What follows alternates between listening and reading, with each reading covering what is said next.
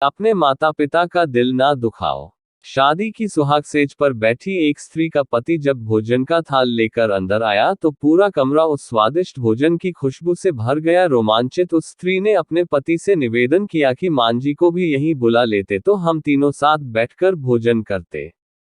पति ने कहा छोड़ो उन्हें, वो खाकर सो गई होंगी, आओ हम साथ में भोजन करते हैं प्यार से। उस स्त्री ने पुनः अपने पति से कहा कि नहीं, मैंने उन्हें खाते हुए नहीं देखा है। तो पति ने जवाब दिया कि क्यों, तुम जिद कर रही हो, शादी के कार्यों से थक गई होंगी इसलिए सो गई होंगी, नींद टूटेगी तो खुद भोजन कर लेंगी। तुम आओ हम प्यार से खाना खाते हैं। उस स्त्री ने तुरंत डिवोर्स लेने का फैसला कर लिया और डिवोर्स लेकर उसने दूसरी शादी कर ली और इधर उसके पहले पति ने भी दूसरी शादी कर ली।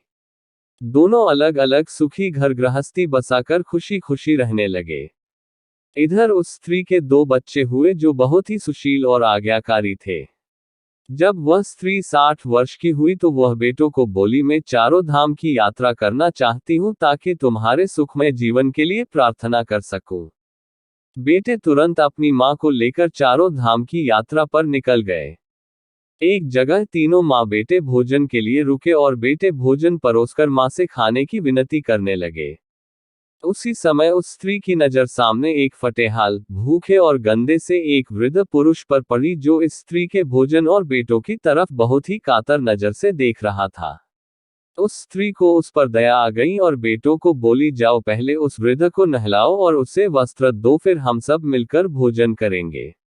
बेटे जब उस वृद्ध को नहलाकर कपड़े पहनाकर उसे उस स्त्री के सामने लाए तो वह स्त्री आश्चर्यचकित रह गई। वह वृद्ध वही था जिससे उसने शादी की सुहागरात को ही डिवोर्स ले लिया था। उसने उससे पूछा कि क्या हो गया जो तुम्हारी हालत इतनी दयनीय हो गई, तो उस वृद्ध ने नजर झुका के कहा कि सब कुछ होते ही मेरे बच्चे मुझे भोजन नहीं देते थे, मेरा तिरस्कार करते थे, मुझे घर से बाहर निकाल दिया। उस स्त्री ने उस वृद्ध से कहा कि इस बात का अंदाजा तो मुझे तुम्हारे साथ सुहागरात को ही लग गया था, जब तुमने पहले अपनी बूढ़ी माँ को भोजन कराने के बजाय उस स्वादिष्ट भोजन की थाल लेकर मेरे कमरे में आ गए और मेरे बार बार कहने के बावजूद भी आपने अपनी माँ का तिरस्कार किया। उसी का फल आज आप भोग रहे हैं।